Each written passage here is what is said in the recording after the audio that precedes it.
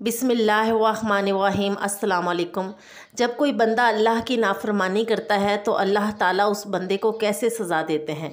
کسی شاگرد نے اپنے استاد سے کہا، ہم دن رات اللہ تعالیٰ کی نافرمانی کرتے ہیں مگر اللہ تعالیٰ ہمیں کوئی سزا نہیں دیتے۔ استاد محترم نے جواب دیا، ایسی بات نہیں، بلکہ اللہ تعالیٰ ہمیں کتنی ہی سزائیں دیتے ہیں مگر ہمیں اس کا احساس نہیں ہوتا۔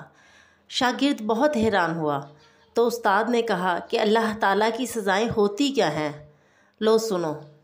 نمبر 1، مناجات الہی کی لذت سے محرومی۔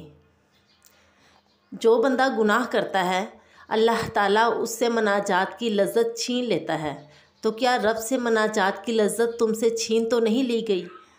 نمبر 2، قساوت قلبی، دل کا سخت ہو جانا، یعنی آپ کے سامنے دین کی بات کہی بھی جائے تو کوئی اثر نہ کرے۔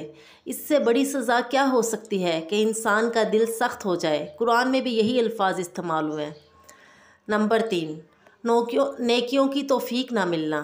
ایک بڑی سزا یہ بھی ہے کہ تمہیں نیکیوں کی توفیق بہت کم ملے۔ نمبر 4، تلاوت قرآن سے غفلت۔ ہم یہ سمجھتے ہیں کہ ہم نہیں پڑھ رہے جبکہ اللہ تعالیٰ نہیں چاہتا ہم پڑھیں۔ کیا ایسا نہیں ہوتا کہ دن کے دن گزر جاتے ہیں مگر تلاوت قرآن کی توفیق نہیں ملتی؟ بلکہ بسا اوقات قرآن کی یہ آیت سنتے ہیں جس میں اللہ تعالیٰ نے فرمایا کہ اگر یہ قرآن پہاڑ پر نازل ہوتا تو اللہ کے خوف سے پہاڑ ریزہ ریزہ ہو جاتا۔ ہم یہ آیت سنتے ہیں مگر ہمارے دلوں پر کوئی اثر نہیں ہوتا۔ نیکیوں کے موسم بہار کی ناقدری۔ نیکیوں کے موسم بہار آتے ہیں، یعنی وہ وقت آتے ہیں جن دنوں میں ہمیں بتایا گیا ہے کہ نیکی کرنے کا بہت ثواب ہے، لیکن ہم کوئی نیکی نہیں کرتے اور گزر جاتے ہیں، جیسے رمضان کے روزے، شوال کے روزے، ذی الحج کے مبارک ایام وغیرہ۔ مگر ان موسموں میں کماں کا عبادت کرنے کی ہمیں توفیق نہیں ملتی۔ اس سے بڑی سزا اور کیا ہو سکتی ہے کہ اللہ تعالیٰ ہمیں اپنے سامنے حاضر نہ کرنا چاہے۔ نمبر 6، عبادت کو بوجھ محسوس کرنا۔ انسان جو ہے وہ عبادت کو بوجھ سمجھنے لگتا ہے، اس کی لذت ختم ہو جاتی ہے عبادت کی۔ کیا تم عبادت کو بوجھ نہیں محسوس کرتے؟ ذکر الہی سے لاپرواہی۔ کیا اللہ کے ذکر سے تمہاری زبان خاموش نہیں رہتی؟ یعنی ہم گانے گا لیں تو ہمارے انکانشیسلی ہم گانے گا سکتے ہیں لیکن انکانشیسلی ہم اللہ کا ذکر نہیں کر سکتے۔ یہ توفیق ہم سے چھین لی جاتی ہے۔ نمبر 8، نفسانی خواہشات کے سامنے شکست۔ کیا نفسانی خواہشات کے سامنے تم خود کو کمزور نہیں محسوس کرتے؟ یعنی جو ایمانی طاقت ہوتی ہے وہ ختم ہوتی جاتی ہے۔ دنیا کی محبت۔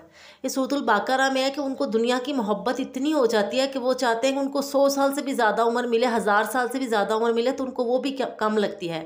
کیا تم مال و دولت اور منصب و شہرت کی بے جا حرص و لالچ میں مبتلا نہیں ہو گئے؟ اس سے بڑی سزا اور کیا ہو سکتی ہے کہ تم آخرت کو بھول بیٹھے ہو۔ نمبر 10، کبیرہ گناہوں کو معمولی سمجھنا۔ کیا ایسا نہیں کہ تم بڑے بڑے گناہوں کو معمولی اور حقیر سمجھتے ہو، جیسے جھوٹ بولنا، غیبت کرنا، چغلی کرنا، ماں باپ کی نافرمانی کرنا؟ یہ سب گناہ آج کل بہت عام ہیں اور ان کو ہم عام ہی سمجھتے ہیں کہ جو کوئی فرق ہی نہیں پڑتا جیسے۔ نمبر 11، فضول کاموں میں مشغولیت۔ کیا بیشتر اوقات تم فضول اور لایانی چیزوں میں مشغول نہیں رہتے؟ جیسے ہم آج کل فیس بک، یوٹیوب، ٹی وی، ڈرامے، پتہ ہی نہیں چلتا، پورا دن ضائع ہو جاتا ہے۔ نمبر 12، آخرت سے غفلت۔ کیا تم نے آخرت کو بھلا کر دنیا کو اپنا سب سے بڑا مقصد نہیں بنا لیا ہے؟ یہ ساری محرومیاں اور بے توفیقیاں بھی اللہ کی طرف سے عذاب اور سزائیں ہیں، لیکن انسان کو اس کا احساس نہیں ہوتا۔ انسان سمجھتا ہے میں نماز نہیں پڑھا، جبکہ اللہ نہیں چاہ رہا کہ بندہ اس کے سامنے آئے اس کی اپنی ناراضگی کی وجہ سے۔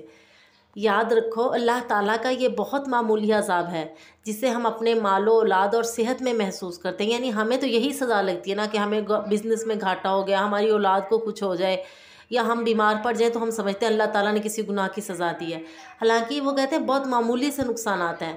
حقیقی عذاب اور سب سے خطرناک سزا وہ ہے جو انسان کے دل کو ملتی ہے، یعنی انسان کے دل کو اللہ کے ذکر سے خالی کر دیا جاتا ہے، اللہ انسان کا دل چھوڑ دیتا ہے جگہ، یعنی انسان کا دل جس کا مکین اللہ تعالیٰ خود تھا پھر وہ شیطان کے لیے اماجگاہ بن جاتی ہے۔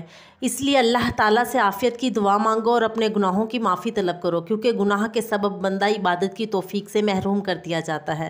اللہم اعنی علی ذکرک و شکرک و حسن عبادتک۔